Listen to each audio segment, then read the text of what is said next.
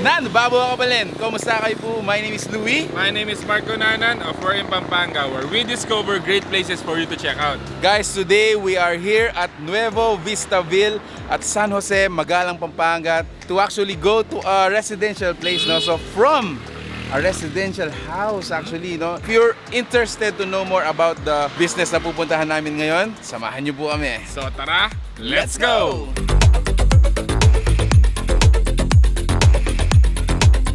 Alright, so once again, we'd like to thank you guys for being with us in this video. So kasama natin ngayon si Miss Janet. How did it start?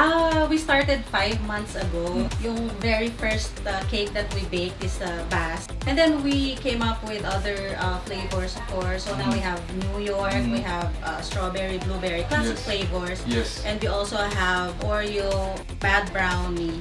And recently, we came up with our cheesecake ice cream collection. Cheesecake ice cream. So yes. Now you have 3 flavors which are New York cheesecake and then the Never Feel Blue Blueberry, and we also have Dirty Oreo. Yes, everything is self-taught. It's always been my interest. In fact, for the past 3 months, we gained about 1,200 Facebook page followers. Okay. Yes. Given that I'm a full-time employee, so I do it after work and during weekends. Yes. I've been receiving very good feedback naman. They're very surprised given the very affordable price. Tapos masarap yung ano.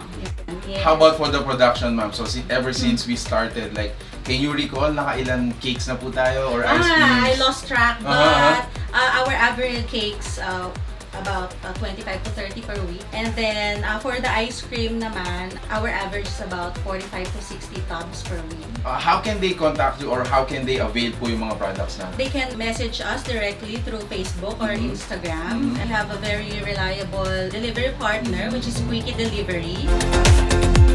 We're also open to catering to those who have events, birthday parties. Yes. Of all your products, ma'am, which one's your favorite? Oh, my favorite is the Sinfully New York cheesecake ice New York cream. cheesecake ice cream, Yes. which is, I think, it's a derivative of your cheesecake, New York cheesecake. Yes. Okay, all right. Anyway, please invite our viewers po to come and try your products. Yes. Well, we would like to invite everyone to, of course, try our Sinfully collections.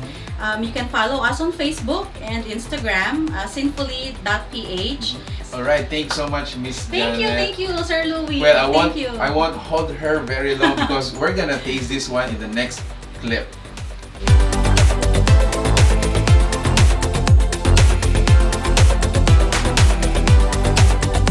Alright, so fun part of the vlog is always the taste testing. So earlier we were with Miss Janet, so we would like to thank her for inviting us. So before we taste them, let us inform you guys that more of a review, this is a highlight of their products. So let's taste them. Ako titikman ko yung Never Feel Blue nila. Ako naman this is the mad brownie. Sabi ni Miss Janet, you can actually eat this cold or even warm. And at the same time, you can customize the sweetness. So yeah, let's taste them.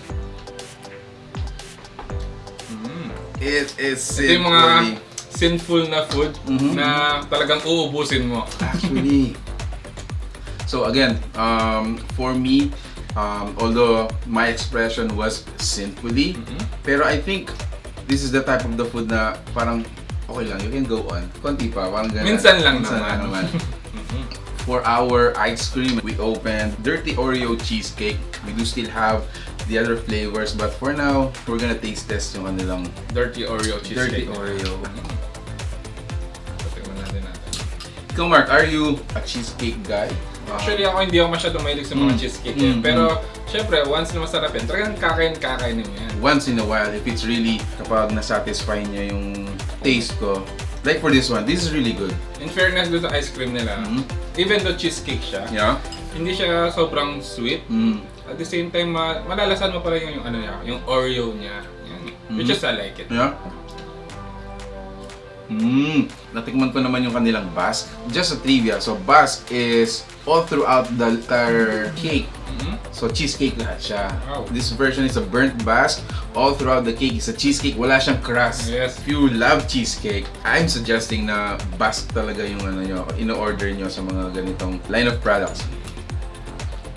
Ang sarap niya. For the last one, I think this is titikman natin yung yung pinaka base nila, which is the New York. Yeah. So, kukutsarin na natin. Kutsarahan na lang natin to, guys. But again, if you're interested to know more, please check out their fan page. Give them a like, follow them so that you'll be updated for any updates. Thanks so much for watching. We're in Pampanga. Until our next video, we hope to see you there. Peace out. Bye, guys.